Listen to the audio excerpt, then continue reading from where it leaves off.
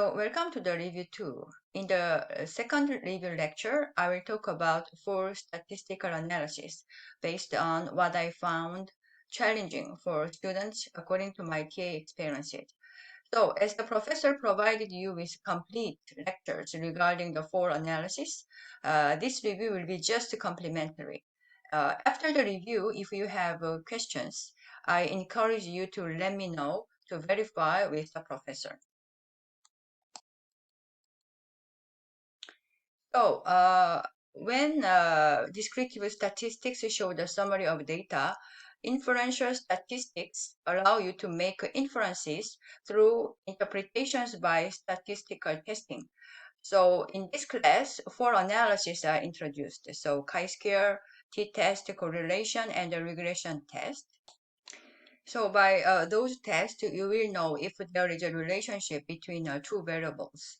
And the significance, this means that if a test is significant, we will know by the p-value. So if a p-value is less than 0.05, the test is significant and we reject our null hypothesis. And if exercise indicates the practical significance, this means the result can be applied in the real situations and to the population. So the statistical power will be high. So that enhances the external validity. This means the test result can be generalized to the population in our real life context. So I will start with the chi-square analysis and the correlation analysis. Why I chose them together? Because they have the common part and also the differences. So both of them, they don't require the independent and the dependent variable distinction. And we will know just if there is a relationship between the two variables. So that is the common part of the two analysis. And the differences is the chi-square requires only the categorical variable, so nominal or ordinal. And the correlation test requires only continuous variables. So first, chi-square analysis. What I should mention about this part, the assumptions. So you can calculate how many samples are necessary with the row and the column numbers. And you use the bar chart to show the relationship between the categorical variables and another variable categorical also. So X and Y, their axes are, there is no distinction between independent and the dependent variable. And p-value, yeah, still that applies at less than 0.05, and that significance shows that there is a relationship between the two categorical variables. Effect size is represented by the Kramer V. So this practical significance shows that p-value and this large effect enhances the power, so the test is significant and can be applied in real situations. About standardized residuals, I want to show you. In this table, you can find that in a StatCloud. And in fact, the weakness of the chi-square analysis, even though p-value shows the test is significant, we don't know exactly where that happens. So when you click the view residuals in a StatCloud, you can find this table. So you will see this value in an orange color. They are not significant because there is less than 1.96, 1.96. This means in the normal distribution, 95% the value it falls inside of this curve. So this means they are normal values. So they are equivalent to the expected values.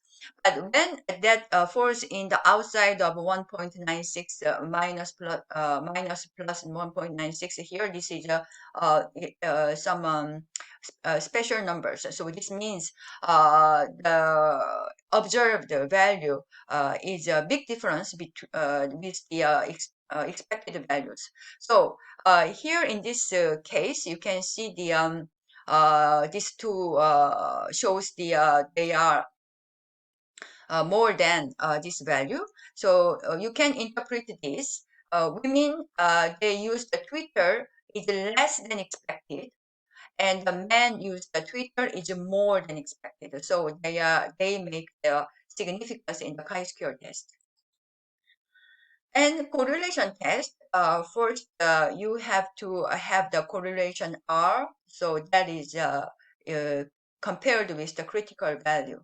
So to know the value, R value is significant compared to the critical value, you should know the degree of freedom. So this is a formula to find the degree of freedom. So in this example, we have the degree of freedom is 5, and always the p value should be less than 0.05. So this is a critical value, and our example shows the higher is greater than the critical value. So we accept the hypothesis test significant, and we reject our null hypothesis. So you saw also the in the report the p-value with the asterisk. So this means the strength of the significance. So this is really more significant than this one. But all of them, they are significant. And to know the effect size, we can square the R value, and we can obtain the coefficient of determination. So you can see how you can determine that is a small and middle and large size. In correlation test, you have to verify first with the scatter plot before running the correlation test. So when this is scattered and when this is not linearly, you should not run the correlation test. So when there is a violation of assumptions, and there are three cases. So normality, linearity, and outliers. You can fix with the Spearman's row test. So that adjusts the normality problem. And linearity is just you stop your correlation analysis. And for outliers, you can remove the extreme scores. And here I put together the t-test and the simple regression analysis because they have the common parts. This means now we should distinguish between the independent and the dependent variables. And the independent variable predict the outcomes, the independent variables. So when the test is significant, the prediction can be estimated to know the outcomes. Difference is that t-test requires the nominal variable, categorical, and the dichotomy, only two value labels, and the one outcome variable is continuous. And for regression test, both of them, they are continuous variable. And in a t-test, first we have to know there are two sorts of the t-test. So independent sample test and the paired sample test. So what is the distinction between two? Paired sample test that is coming from the one group, but the difference is the timing. So two different points of time. We compare the difference of time.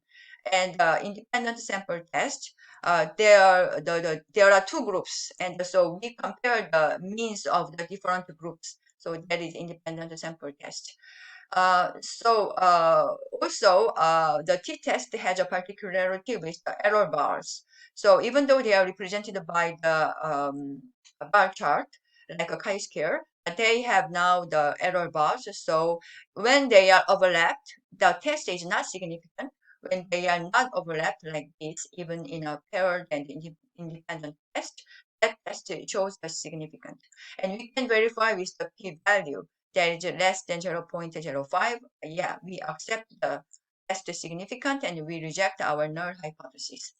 And the effect size in t-test is represented by the Cohen's d. So this is a bit different. Cohen's d can be a more than value 1. So you have to report the with 2 decimal points. And in t-test, you can see the assumptions should be in the paired sample test, independent test, they are different. So paired sample test that requires the normality, and independent test that requires the normality and the homogeneity, because we compare the two different groups, so the homogeneity is important. And now when we change the test because of this assumption violation, we consider median values, not anymore the mean values. So these four things that you can ask yourself: if normality violation in the independent test, okay, and then we change the man with new test, and if there is normality violation in the paired sample test, you choose the Wilcoxon rank, and there is a homogeneity only, and then you choose the Welsh test. And when there is a normality and the homogeneity in the independent test, and then you choose the Man-Whitney test. So effect size for the t-test, we use the Cohen's t, I said already, also the for the Welsh's test. But when we change in the Man-Whitney U test and the Wilcoxon rank, we can find the effect size with the R value. And that is the equivalent with the Kramer's V measurement. So you can check with the Kramer's V the strength of association for the L value in these two tests. So about simple regression analysis, assumption should be satisfied with the outliers and the linearity. Normality is not important for the simple regression analysis. So you can remove the outliers and extreme scores, and linearity. This means that it should not be this form. So it should be a form like this or like this. So this should the scatter plot should be run first to know if we can run the simple regression test. Yeah, and this slope shows that if that is significant or not. If the slope is almost flat, this is not significant. And what is the characteristic of the regression analysis? Because the predictor should be placed in the in the x-axis, and the outcome should be placed in the y-axis. So that predicts the value in a y-axis. So this is important not to be confused. And the statistical reporting in inferential statistics, you can see the all values are more than 1. So you have to report with the two decimal values, and also you can write the 0 in the front. But all these values is between 0 and 1. You report with the 3 decimal points, and you don't put the 0 in the front.